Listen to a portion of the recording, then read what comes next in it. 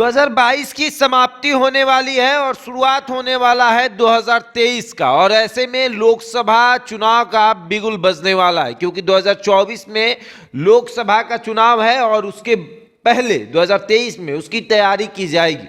एक साल पहले से तैयारी की जाती है और सभी पार्टियां अपने अपने कमर को कसेगी, तैयार करेगी, अपने आप को मजबूत करेगी कि 2024 में चुनाव लड़ना है और जीतना जरूरी है। एक तरफ भाजपा, दूसरी तरफ सारी विपक्षी एकता को मजबूत कर रहे हैं नीतीश कुमार। आप देखिए कि बिहार में 40 सीट है।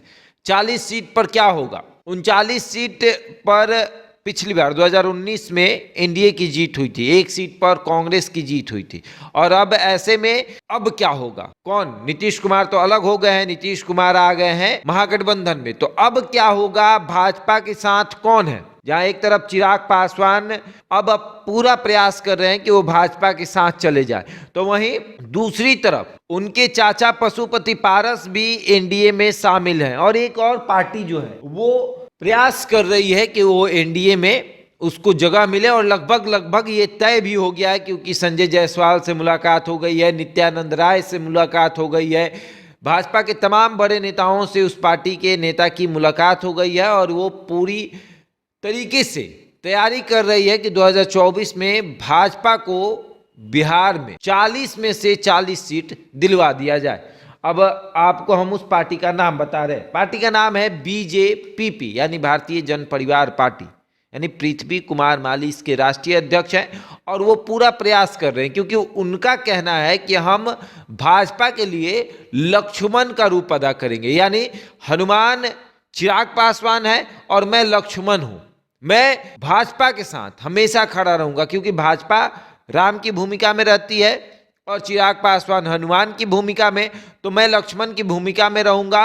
और पूरा प्रयास करूंगा कि बिहार में जितने भी माली समाज का वोट है या अति पिछड़ा समाज का वोट है, वो मैं पूरा ट्रांसफर करवा सकूं भाजपा के कोटे में। जहां एक तरफ आपने देखा कि कुडनी में उपचुनाव हुआ, इस उपचुनाव में यह तय हुआ कि 24 और 25 में कौन मजबूत है। आपने देखा, क्योंकि मंच से सबका कहना यही है कि यही चुनाव तय करेगा 24 और 25 की रणनीति।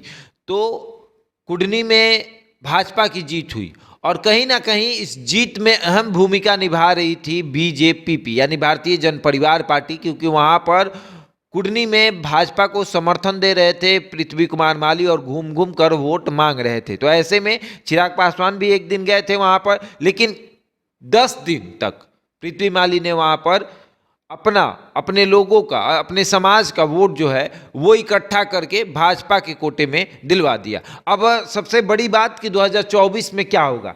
क्या पृथ्वी माली भाजपा को मजबूत कर पाएंगे, लक्ष्मण की भूमिका निभा पाएंगे?